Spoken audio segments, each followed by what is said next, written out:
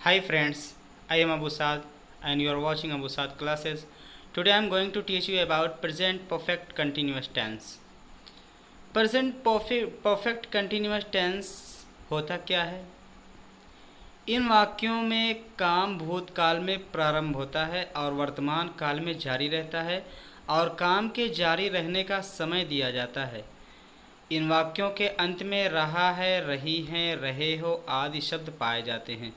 बस समझ लीजिए कि प्रेजेंट कॉन्टीन्यूअस टेंस में टाइम नहीं होता, इसमें पीरियड ऑफ द टाइम या स्टार्टिंग ऑफ द टाइम बताई जाती है। यही डिफरेंस है दोनों सेंटेंसेस में। आइए सीखते हैं इस सेंटेंस के structures and usages of different types. Friends, ये है affirmative sentence. Rule number 1, he she it और सिंगुलर नाउन सब्जेक्ट के साथ हैज़ बीन लगाकर वर्ब की फर्स्ट फॉर्म में आईएनजी लगाते हैं। और रूल नंबर 2 है यू वी दे आई और प्लूरल नाउन सब्जेक्ट के साथ हैव बीन लगाकर वर्ब की फर्स्ट फॉर्म में आईएनजी लगाते हैं, यानी वर्ब की फोर्थ फॉर्म लिखते हैं। रूल नंबर 3, समय दिखाने के लिए फॉर या सिंस लगाते हैं। निश्चित समय के लिए यानी पॉइंट ऑफ टाइम दिखाने के लिए सिंस लगाते हैं, जैसे since Tuesday, since 1998, since morning, since 4 o'clock etc। Rule number 4, समय की अवधि यानी पीरियड ऑफ द टाइम के लिए फॉर लगाते हैं, जैसे for 2 days, for 3 months and for 5 hours etc।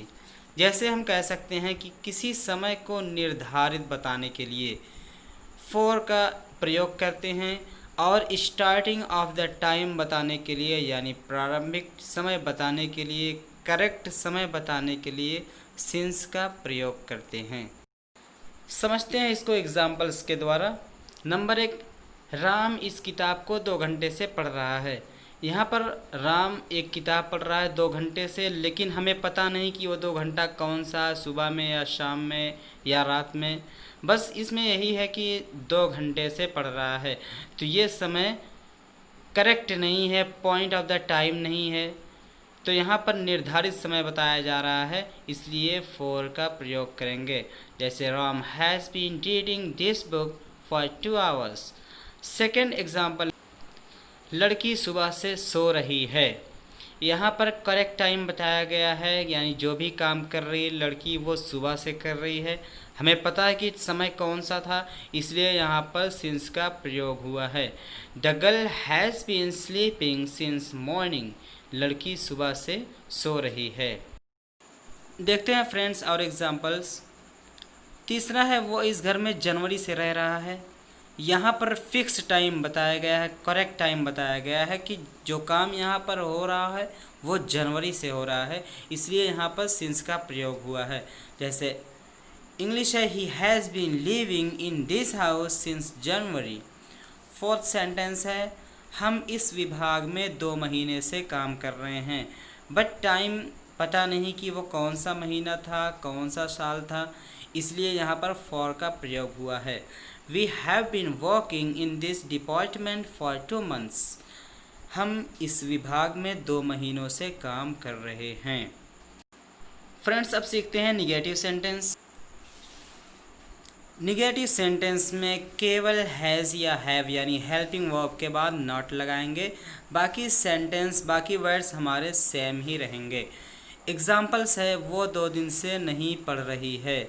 यहाँ पर देखिए 2 दिन से है, बट करेक्ट टाइम पता नहीं कि वो कौन सा दिन था, कौन सा समय था, और नहीं पढ़ रही है यानी नकारात्मक सेंटेंस है, तो ऊपर बताया गया है कि निगेटिव सेंटेंस में हैज़ या हैव के बाद नॉट यूज़ करते हैं। तो एग्जाम्पल है, इंग्लिश है इसकी, she has not been reading for 2 days। दूसरा एग्जाम्पल है, राहुल मुझे 2 साल से नहीं पढ़ा रहा है। यहाँ पर भी सिर्फ समय की क्वांटिटी बताई गई है, मिकदार बताई गई है कि 2 साल से पढ़ा रहा है, बट क्लियर नहीं कि वो ईयर कौन सा था, साल कौन सा था, इसलिए यहाँ पर अभी हम फॉर का प्रयोग करेंगे। Rahul has not been teaching me for 2 years। Friends, ये थे हमारे निगेटिव सेंटेंसेस।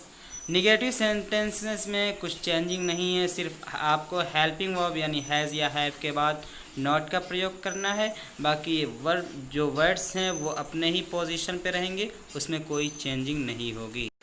अब देखते हैं फ्रेंड्स इंट्रोगेटिव सेंटेंसेस। इंट्रोगेटिव यानी प्रश्नवाचक वाक्य कई प्रकार से बनाए जाते हैं, इसलिए हम सारे टाइप्स को हम यहाँ पर कवर करेंगे, स्टेप बाय स्टेप सारे रूल्स को बताएंगे। तो देखते हैं फर्स्ट रूल, इंट्रोगेटिव का पहला रूल क्या है। अगर वाक्य के आरंभ में क्या हो यानी क्या शब्द हो तो हैज़ या हैव कर्ता से पहले लगाते हैं। जैसे क्या वो अपना काम 3 घंटे से कर रहा है, यहाँ पर ये प्रश्न किया जा रहा है। तो रूल में बताया गया है कि सबसे पहले हेल्पिंग वर्ब यानी हैज़ या हैव लगाएंगे अकॉर्डिंग टू सब्जेक्ट। यहाँ पर ही सिंगुलर सब्जेक्ट है, इसलिए हमने ही से पहले हैज़ का प्रयोग किया है। तो सेंटेंस है has he been doing his work for 3 hours. Rule number 2, अगर वाक्यों के बीच में कब, क्यों, क्या आदि प्रश्नवाचक हो तो सबसे पहले इनकी अंग्रेज़ी, फिर हैज़ या हैव और फिर कर्ता लगाते हैं। यानी जब भी कोई हिंदी प्रश्नवाचक वाक्य हो और उसमें क्वेश्चन वर्ड आ रहा है जिसके द्वारा हम कोई ऐसी बात पूछ रहे हैं कि उसका जवाब यस या नो पर डिपेंड ना हो बल्कि उसमें पूरी बात कही जाए, तो हिंदी में क्वेश्चन वर्ड बीच में आते हैं। लेकिन जब इंग्लिश सेंटेंस में उसको कन्वर्ट करेंगे तो क्वेश्चन वर्ड्स यानी जो क्वेश्चन का वर्ड्स है उसको सबसे पहले ऐड करेंगे। एग्जाम्पल है तुम 2 दिन से यहाँ क्या कर रहे हो। अब देखिए यहाँ पर हिंदी में जो सेंटेंस है क्या शब्द आया है वो बीच में है, लेकिन इंग्लिश में इसको सबसे पहले लाएंगे। जैसे what have you been doing here for 2 days.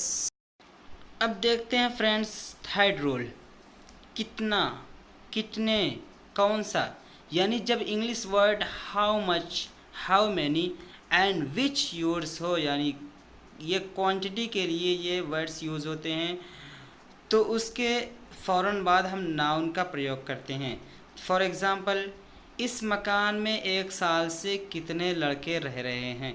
कितने शब्द आया है इसको हम काउंट कर सकते हैं, इसलिए हम यहाँ पर हाउ मैनी का प्रयोग करेंगे। How many boys have been living in this house for 1 year. Friends अब देखते हैं फोर्थ रूल, इंट्रोगेटिव निगेटिव। वाक्य इंट्रोगेटिव और अफर्मेटिव सेंटेंस की तरह बनाए जाते हैं यानी पॉजिटिव वाक्य की तरह बनाए जाते हैं, केवल कर्ता के बाद नॉट लगा देते हैं। फॉर एग्ज़ाम्पल क्या मैं सुबह से अपनी किताब नहीं पढ़ रहा हूँ। इंग्लिश होगी have I not been reading my book since morning. Rule number 5, वाक्य के अंत में प्रश्न सूचक चिन्ह यानी क्वेश्चन मार्क अवश्य लगाते हैं। फॉर एग्ज़ाम्पल क्या वो अपना काम 3 घंटे से कर रहा है। इंग्लिश होगी has he been doing his work for 3 hours. Friends उम्मीद करते हैं कि आपको ये वीडियो समझ में आ गई होगी। फिर भी अगर आपको कोई डाउट है तो आप हमें कमेंट बॉक्स में लिख के पूछ सकते हैं या हमारा व्हाट्सएप नंबर है उस पर आप मैसेज कर सकते हैं। मिलते हैं आपसे अगली वीडियो में।